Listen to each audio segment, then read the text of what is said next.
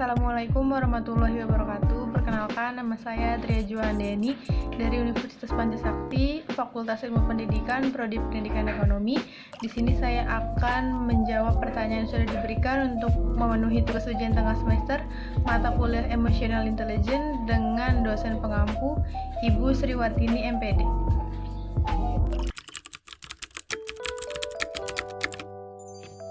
Emotional Intelligence adalah kemampuan seseorang dalam menggunakan dan memahami emosi, baik emosi diri sendiri maupun emosi orang lain, dengan tujuan meningkatkan kesehatan fisik dan mental.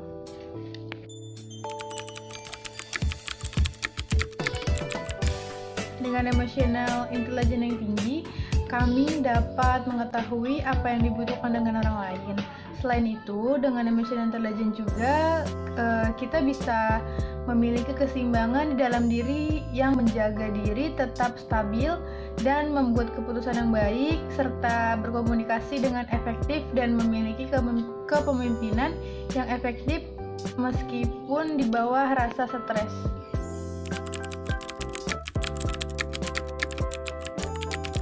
Manfaat emotional intelligence sendiri misalnya dalam situasi konflik, kita bisa mengambil atau membangun jalan tengah dalam perselisihan yang pada akhirnya akan membantu pihak yang berselisih bersedia untuk berkompromi.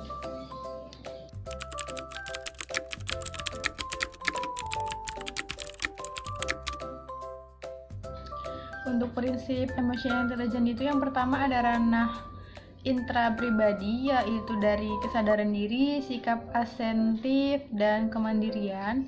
Yang kedua ada dari ranah antara pribadi, yaitu empati, tanggung jawab sosial, dan hubungan antara pribadi. Yang ketiga ada ranah penyesuaian diri. Yang pertama ada pemecahan masalah, yang kedua ada uji realitas, yang terakhir ada sikap fleksibel.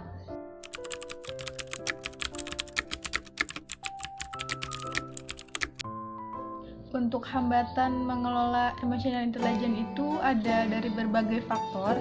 Yang pertama ada dari faktor internal, yaitu faktor yang timbul dari dalam diri individu yang dipengaruhi oleh keadaan otak emosional seseorang. Yang kedua ada faktor eksternal, yaitu faktor yang datang dari luar individu dan mempengaruhi atau mengubah sikap pengaruh luar yang bersifat individu, dapat secara perorangan atau kelompok.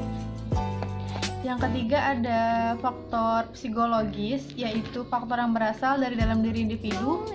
Faktor ini biasanya membantu individu dalam mengelola atau mengontrol serta mengendalikan dan mengkoordinasikan keadaan emosi agar termanifestasi dalam secara efektif.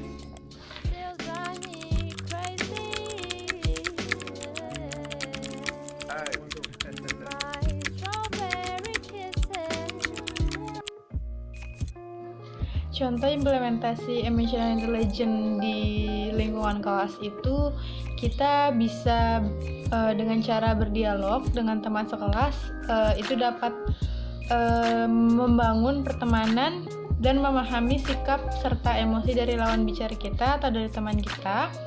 Selanjutnya di lingkungan kampus kita bisa mengikuti UKM atau himpunan mahasiswa untuk menumbuhkan sikap bersosialisasi atau menambah relasi. Selanjutnya di lingkungan kerja, yaitu bisa dengan cara berbaur dengan rekan kerja agar dapat menumbuhkan sikap peduli. Yang terakhir di lingkungan masyarakat, yaitu mengikuti kegiatan gotong royong untuk menumbuhkan sikap kekeluargaan saling membantu.